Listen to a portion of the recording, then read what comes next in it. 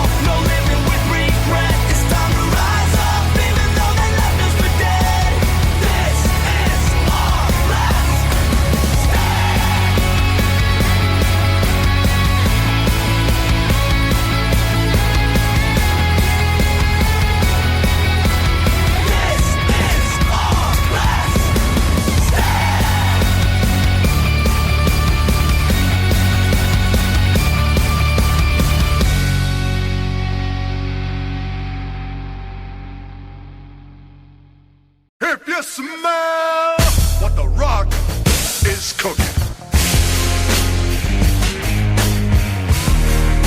The Rock says, The Rock says, The Rock says,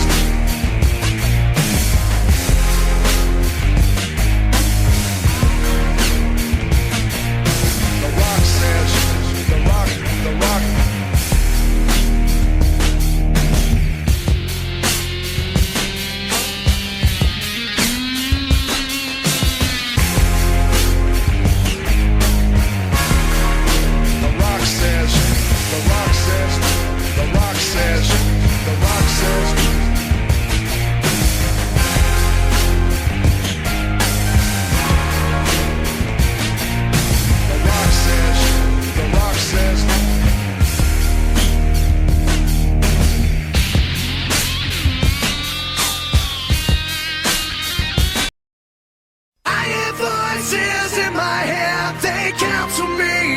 Understand, they talk to me.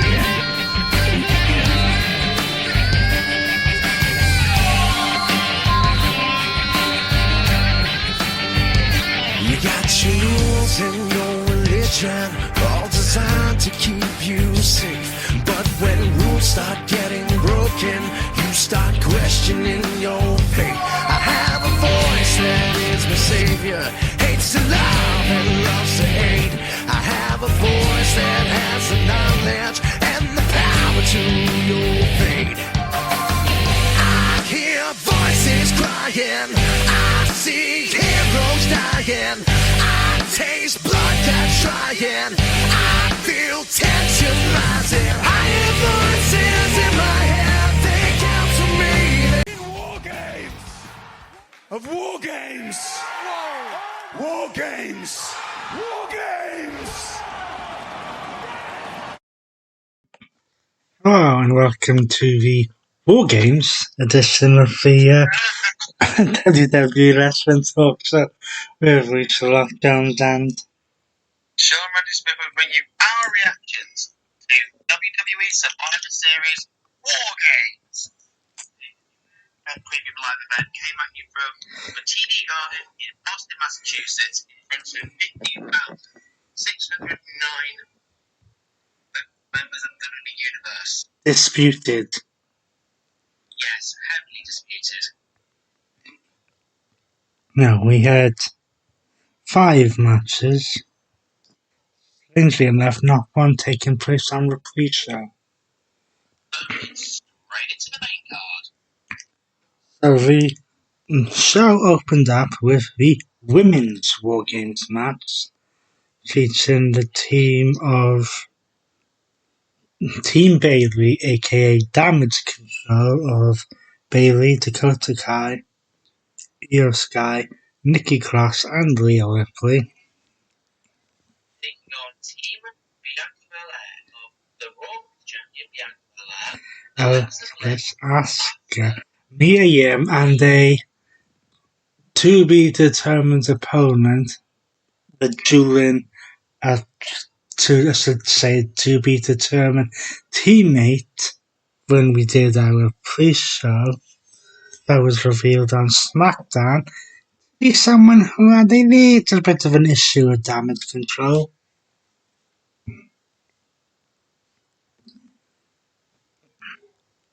And that person being the man, Becky Lynch. Yes, we have not seen Becky Lynch, the man, since the Raw after SummerSlam when she was taken out by Damage Control. I find it rather ironic, though, that the man is in the Women's WarGames match. It is kind of ironic, actually. So this WarGames match was around nearly 40 minutes in length. Let's try to go through. I was gonna say go through the rules of WarGames. Yes, of course. Okay. So first of all, we have 2 lanes surrounded by 1 cage. 2 superstars, 1 from each team, start the match, or start in the ring. Every 3 minutes, another superstar from a team is introduced into the match. The WarGames match does not officially get underway until everyone is in the ring, and then you win by pinfall or submission. So, in this match, it was Bianca Belair and Dakota Kai who started the match. And since Rhea Ripley managed to win the advantage match on Raw, that meant that Team Bayley was able to get the first superstar to be released into the match. That turned out to be Io Sky, Io Shirai. Then that was followed by Asuka for Team Bianca. Then came in Nikki Cross. Then came in Alexa Bliss.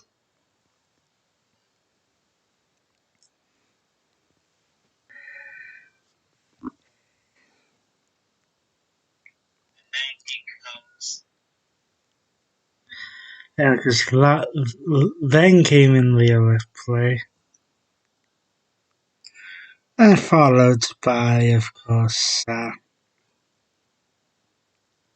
Mia Yim, Bayley, and then finally Becky Lynch. Then once everyone was in the ring, you heard Samantha Irving go, "Let the WarGames begin." So here we had trash cans, chairs, candlesticks, ladders, an attempted handcuffing. Yes. Becky Lynch got into the match and started hitting people with rock bottoms. You're welcome.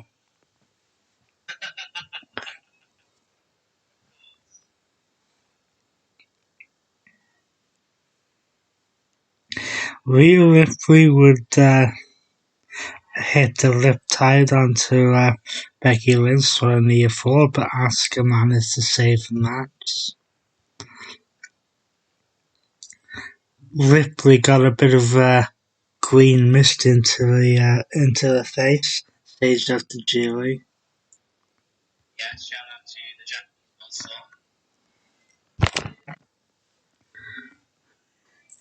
Bayley managed to hit the Rhodes plant onto Becky Lynch on the metal bit that was separating the two rings. That pinfall was also interrupted.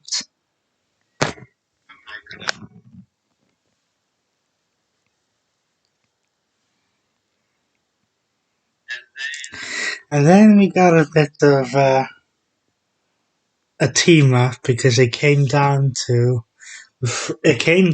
what really started this whole thing, and that's a face-off between the three members of Damage Control, Bianca Belair and Bayley and Becky Lynch. And that's just it.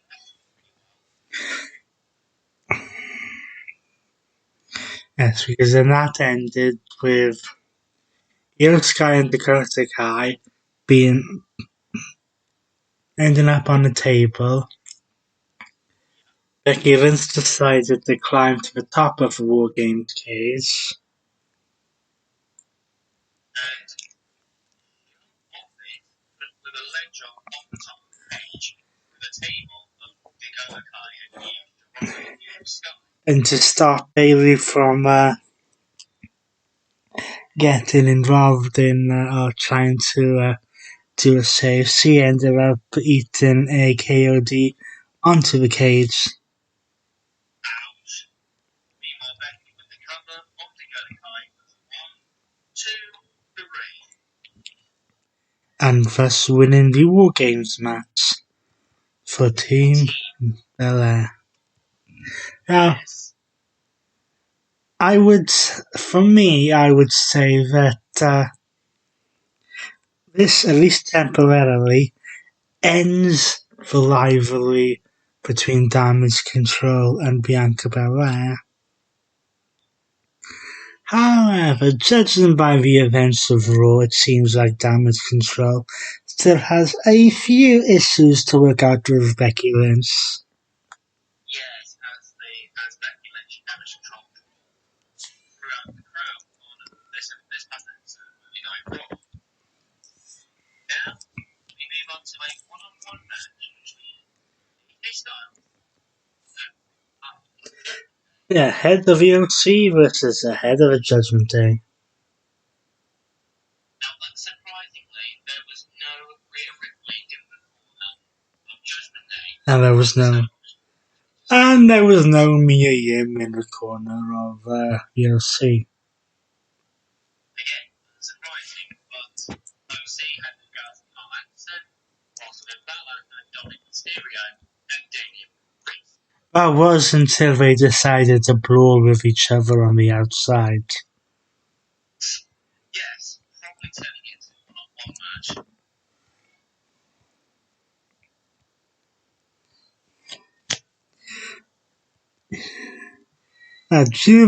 This was a entertaining match of two people who know each other fairly well.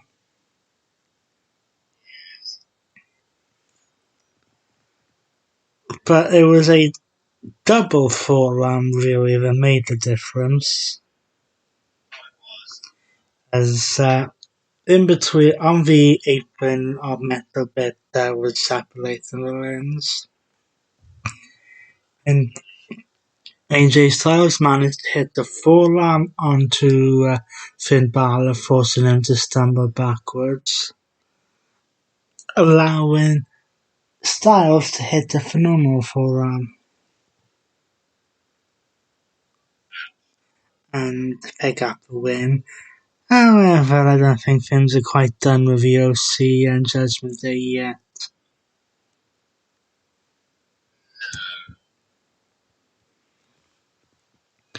Next,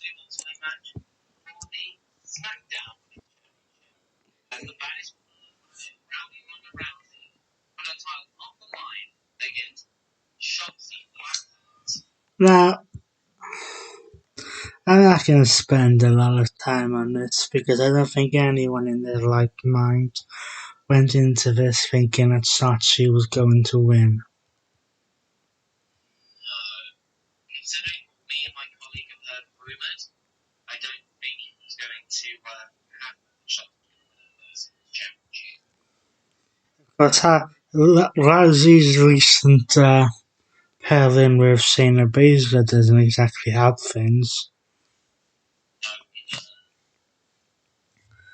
The winner of the match, and still SmackDown Women's Champion, is Ronda Rousey. Yes. So now we move on to a triple threat match, the United States Championship, as the visionary Seth Rollins puts his tongue on the line against Bobby Lashley and former Mr. Money in the Bank, Austin Theory.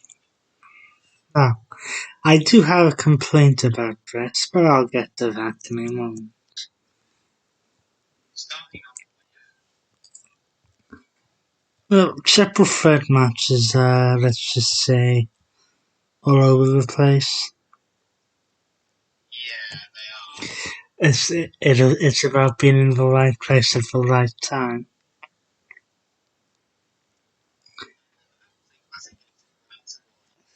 Yeah. After back and forth action between all three competitors. We had Lashley managed to get the Hurt Lock onto both Rollins and Theory at the same time. Which was phenomenal to see. Since when was Lashley phenomenal? He is the Almighty. Very funny.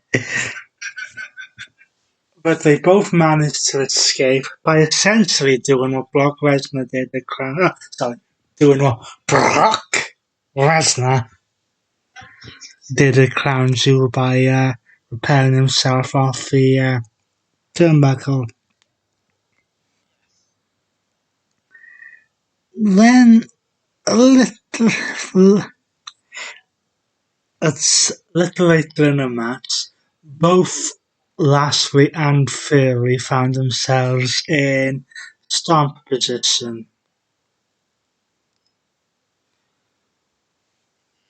So instead of stomping both of them, Rollins goes, I believe it was off of Theory's back to elevate him onto a stomp onto Lashley.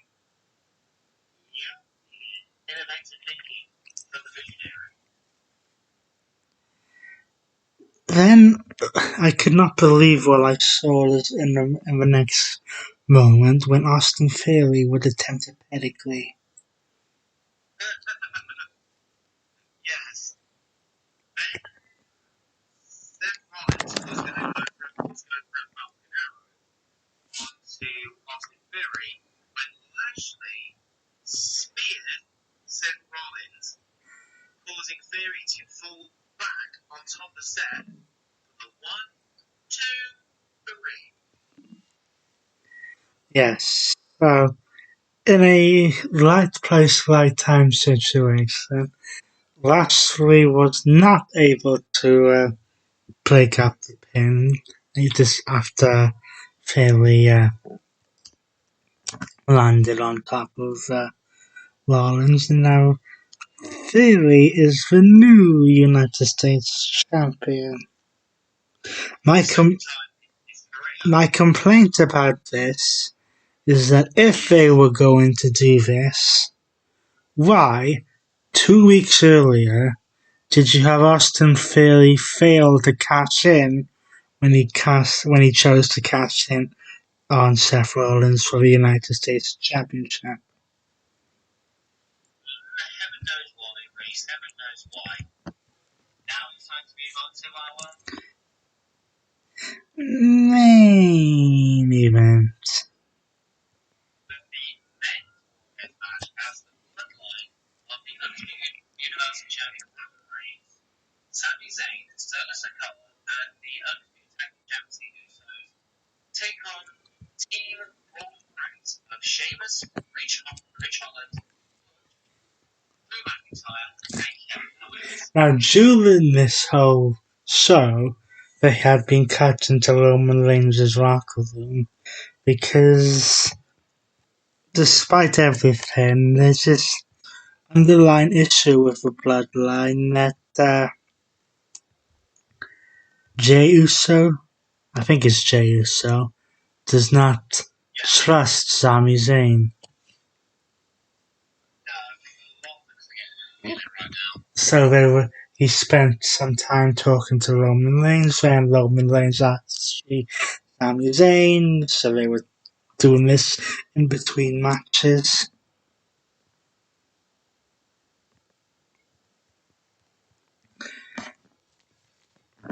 So with this WarGames match,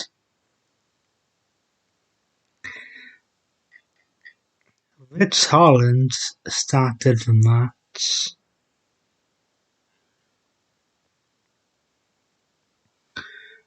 Along with Jimmy Uso. Yeah. Then it was Brawl and Brutes who had the advantage in this match. So then Butch came in. Then the other Uso came in. Then Sheamus came in.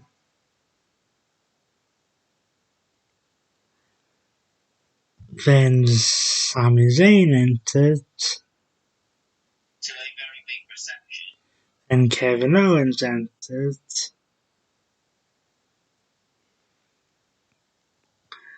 Then Solo Sikoa entered. Drew McIntyre, who has a big bone to pick with him, entered. Yes. And of course, the last person to enter WarGames was the Tribal Chief. Great. And once again, once all the participants were in the match, Samantha Irving says, "Let the war games begin." Of course, Sami Zayn did try to prevent McIntyre from entering the match.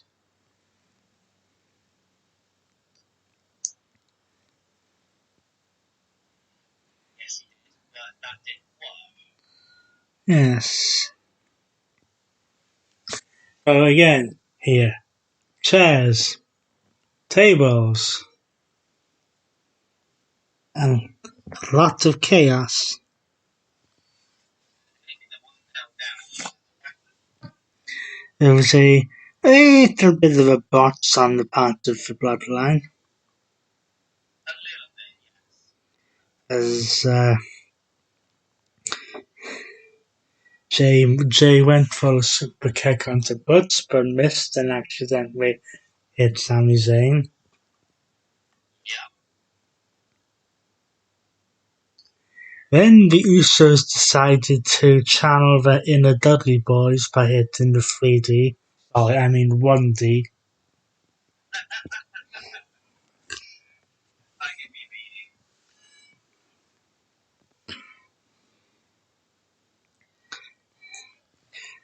meaning. Roman Reigns would drive Rich Holland through a table that was on the turnbuckle with a spear.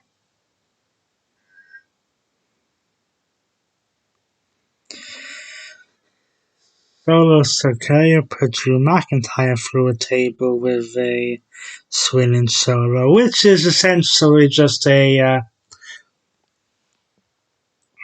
swinging manhandle slam slash Uranagi slash rock bottom. And then at one point during the match, Kevin Owens would hit the stunner on Roman Reigns. Referee counts 1, Well, 2. pop-up powerbomb, then stunner. Referee gets to a 2 count, but Sami Zayn manages to stop the referee's hand before it gets to 3. By literally lying on top of him and locking his hand. And now during this whole 38-minute 38-minute match. Sami Zayn had managed to avoid making contact with Kevin Owens. Yes. That was until this point when a decision was made. And that decision was low blow to Kevin Owens by Sami Zayn.